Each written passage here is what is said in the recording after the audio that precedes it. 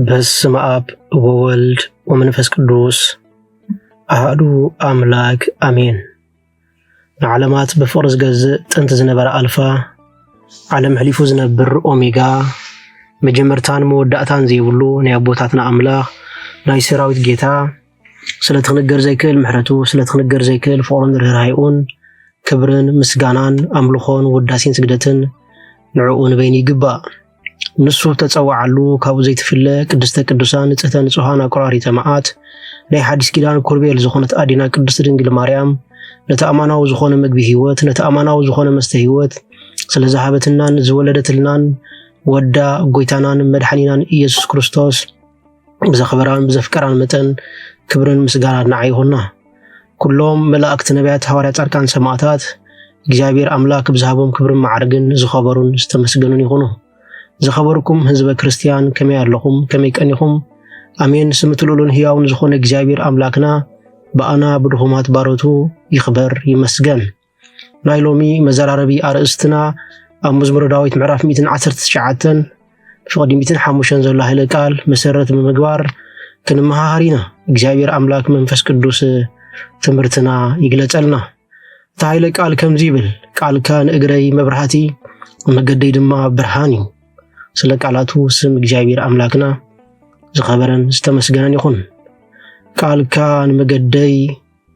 ቃልካ ንእግረይ መብራህቲ መገደይ ድማ ብርሃን እዩ። አቡና ክቡር ልበ አምላኽ ዘማራይ ዳዊት ህይወቱ ሙሉ በቃል እግዚአብሔር አምላክ ዘአምን ህይወቱ ሙሉ እግዚአብሔር አምላክ እንዳዘመረን እንዳመስገነን ዝነበረ ድንቅ አቦ እዩ። ምሕር ምስ እግዚአብሔር አምላክ ዘለዎ ቅርበትን ምሕር ምስ ቃል እግዚአብሔር አምላክ ዘለዎ ርድኢትን ድማ እግዚአብሔር አምላክ ከም ልበይ ክብሎ ከሎ ንርኢ። ስለዚ አቦና ዘማራይ ዳዊት ቃልካ ንእግረይ መብራህቲ እዩ መገደይ ድማ ብርሃን እዩ ክብል እንከሎ ቃል እግዚአብሔር አምላክ ንዓና ንክርስቲያን ንእግርና መብራህቲ እዩ ንመገድና ድማ ብርሃን እዩ። ሓደ ሰብ ብዘይ ቃል እግዚአብሔር አምላክ ክንቀሳቀስ ኣይክእልን እዩ። ሓደ ሰብ ብዘይ ቃል እግዚአብሔር አምላክ ከሰምር ኣይክእልን እዩ። ስለዚ ቃል እግዚአብሔር አምላክ ክንንብብ ኮነ ቃል እግዚአብሔር አምላክ ክንሰምዕ ኮነ ይግባአና። ምክንያቱ እምነት ካብ ምስማዕ ስለዝውለድ። ስለዚ ወገናተይ ናይዚ ትምህርቲ እዚ ዋና ዓላማ ንቃል እግዚአብሔር አምላክ ንእግርና መብራህቲ ከምኡ ድማ ንመገድና ብርሃን ብምግባር ኣብዛ ዘለና ሓፃር ዕምሪ ብቃል እግዚአብሔር አምላክ ክንመላለስ ብቃላቱ ክንጻናናዕ ብቃላቱ ድማ ክንኣምንን ብቃላቱ ድማ ክንፍውስን መታኒ። ስለዚ ነዘን ዘለዋና ሓፀርቲ ደቃይቕ እግዚአብሔር አምላክ መንፈስ ቅዱስ ትምህርትና ይግለጸልና።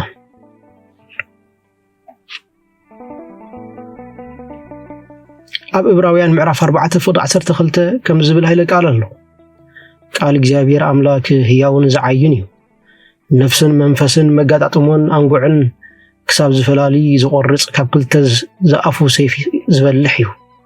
ምሕላልን ሓሳብ ልብን ከዓ ፈላልዩ ዝፈልጥ እዩ ይብለና። ስለ ቃላቱ ስም እግዚአብሔር አምላክና ዝኸበረን ዝተመስገነን ይኹን።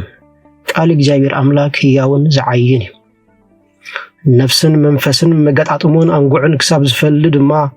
ዝቆርጽ ካብ ክልተ ሰይፍ ዝበልሕ ምሕላል ሓሳብን ምሕላል አእምሮን ፈልዩ ዝፈልጥ ይብለና። ስለ ቃላቱ ስም እግዚአብሔር አምላክና ዝኸበረን ዝተመስገነን ይኹን። ኣብ ህይወትና ሰብ ክርድኦ ዘይክእል ቁስሊ ኣሎ። ኣብ ህይወትና ሰብ ክርድኦ ዘይክእል ድኻም ኣለና። እዚ ድኻም እዚ ዝፍወስ ድማ ብቃል እግዚአብሔር አምላክ እዩ። እዚ ቃንዛ እዚ ዝፍወስ ድማ ብቃል እግዚአብሔር አምላክ እዩ። ስለዚ ወገናተይ ሓደ ወዲ ሰብ ካብቲ ዘለዎ ህይወት ንጹህ ክኸውን እንተኾይኑ ቃል እግዚአብሔር አምላክ ሰምዕ ይግብኦ። ሓደ ሰብ ካብቲ ዘለዎ ህይወት ክወፅእ ዝደሊ እንተኾይኑ ቃል እግዚአብሔር አምላክ ከድምጽ ከንብብ ይግብኦ። ሰብ ብሰለስተ መገዲ ይነጽህ። እቲ ቀዳማይ ቃል እግዚአብሔር አምላክ ብምንባብ ኮነ ብምስማዕ፣ እቲ ካልኣይ ድማ ንስሓ ብምእታው፣ እቲ ሳልሳይ ድማ ቅዱስ ቁርባን ብምቁራብ ብፍጹም ይነጽህ። ስለዚ ወገናተይ ካብቲ ዘለና ኃጢአት ክንጸር እንተኾይና ካብቲ ዘለና በደል ክንጸር እንተኾይና ካብቲ ዘለና ድኽመት ክንትስእ እንተደሊና ቃል እግዚአብሔር አምላክ ወትር ጊዜ ክንሰምዕ ወትር ጊዜ ክንንብብ ይግባአና ከመይ ቃል እግዚአብሔር አምላክ ንእግርና መብራህቲ መገድና ድማ ብርሃን ስለዝኾነ ሐዋርያ ቅዱስ ጳውሎስ ኣብ ሮሜ ከም ዝኽብል ጽሒፉሎ ኣነ ብወንጌል ኣይሓፍርኒ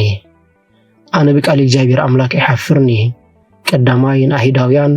ካልኣይ ድማ ንግሪካውያን ዝመልስ ኃይለ አምላኽ እዩ ብምባል ክዛረብ ከሎ ንርኢ ስለዚ ቃል እግዚአብሔር አምላክ ሓደ ካብቶም ናይ እግዚአብሔር አምላክ ኃይልታት እዩ ስለዚ ብቃሉ ተጻናኒዕና ብቃሉ ድማ ክንመላለስ ይግባአና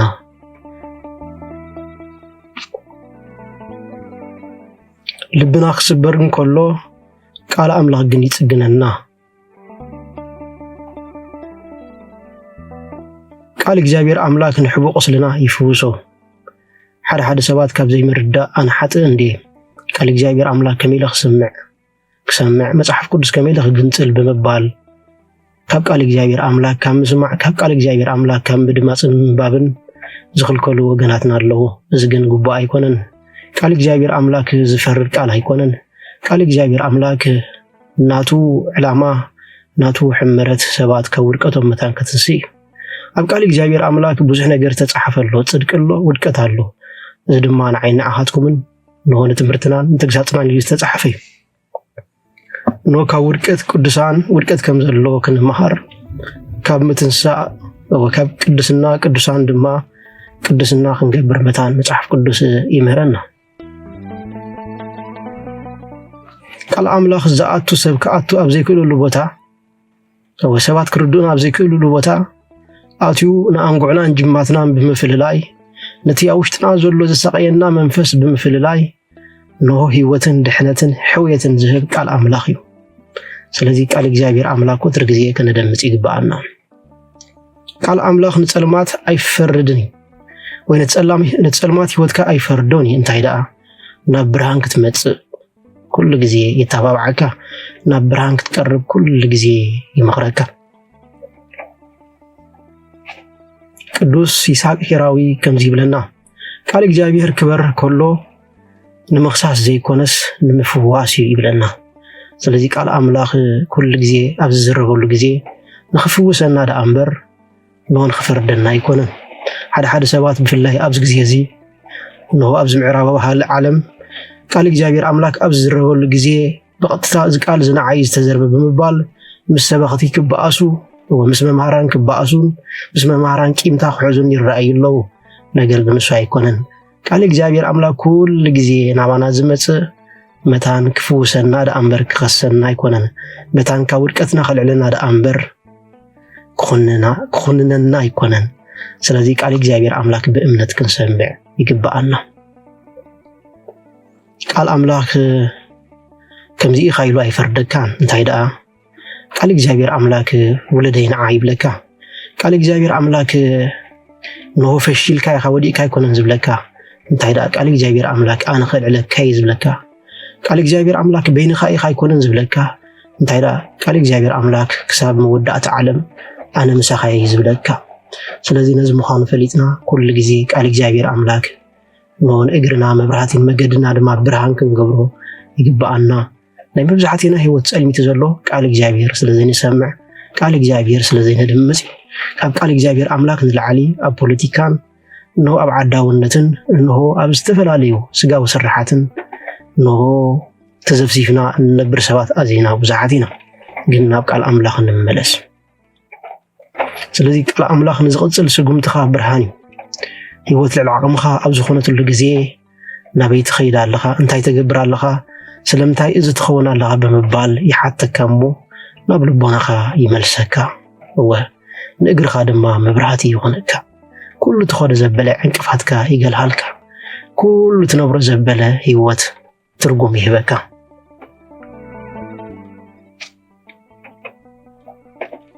ቃል እግዚአብሔር አምላክ መዓልታዊ ክትምገቦ ዝግባእካ ቃል እዩ ከምቲ እግዚአብሔር አምላክ ህላዌ እግዚአብሔር አምላክ መታን ክፈልጡ ንህዝበ እስራኤል መዓልቲ መና ዘውርደሎም ዝነበረ ቃል እግዚአብሔር ድማ መዓልቲ ክትምገቦ ይግባእካ ንሆ ናይ ዘመንና መና ናይ ዘመንና ካብ እግዚአብሔር አምላክ ዝወሃበና መና ቃል እግዚአብሔር ወገናተይ እግዚአብሔር አምላክ ምስኡ ክትመላለስ ይዝደሊ እግዚአብሔር አምላክ ደረጃ በደረጃ ክስዕበይ ይዝደሊ እግዚአብሔር አምላክ ካብ መዓልቲ ናብ መዓልቲ እግዚአብሔር አምላክ ካብ ዕለት ናብ ዕለት ናብኡ ክትቀርብ ይዝደሊ ቅዱሳት መጽሓፍቲ ከተንብብ ከለኻ ምስ ኣምላኽኻ ትራኸብ ዘለኻ ቅዱሳት ጽሑፋት ቃላት ጥራይ ኣይኮኑን ንሳቶም በዓሎም ክርስቶስ እዮም ክርስቶሳውያን ተባሂሎም ድማ ይጽውዑ ቅዱስ ጀሮም ከምዚ ይብለና ክጽሊ ከለኻ ንኣምላኽ ትዛረብ ቅዱሳት መጽሓፍቲ ከተንብብ ከለኻ ኣምላኽ ይዛረበካ ይብለና ስለ ቃላቱ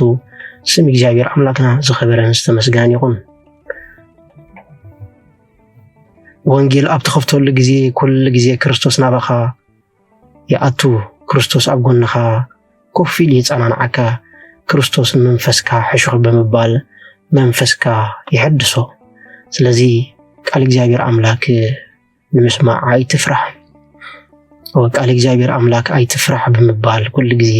ይነግረካ ሰባት ግን መታን ክንፈርሖም ፖለቲከኛታት መታን ክንፈርሖም ኩሉ ጊዜ ይሰብኩና ኩሉ ጊዜ ይዛረቡና ቃል አምላክ ግን ኣይትፍራህ ይዝብለካ ወገነይ ኣነ ምሳኻይ ኣይትወደቕን ኢኻ ኣነ ክሳብ መወዳእቲ ዓለም ምሳኻይ ብምባል ብብርሃን ከም ትመላለስ ይገብረካ ቃል አምላኽን ህይወትካ ዳግማይካ ህንጾ እዩ ነቲ ዝፈረሰ ግድግዳ ዳግማይካ ህንጾ እዩ ነቲ ዝፈረሰ ህይወትካ ዳግማይ ክሕድሶ እዩ ክሳብ ክንደይ ዝተሰበርካ ኾንካ እንተተሰማዓካ ብዘይገድስ ክንደይ ጊጋታት ተሰኪምካ ብዘይገድስ ክንደይ ንብዓት ኣፍሲስካ ብዘይገድስ ቃል አምላኽ ዳግማይ ካህንጸካ ይኽእል እዩ ቀስ ኢሉ ዘይኮነስ ብሓይሊ ከም ምብራቕ ፀሓይ ድሕሪ ነዊሕን ጸልማትን ለይቲ ቃል እግዚአብሔር አምላክ ኣብ ውሽጥኻ ይዓይ ቅዱስ አትናቴዎስ ዓብይ ከምዚ ይብለና ካብ ክርስቶስ ሓንቲ ቃል ንሞት ናብ ህይወት ትቕየር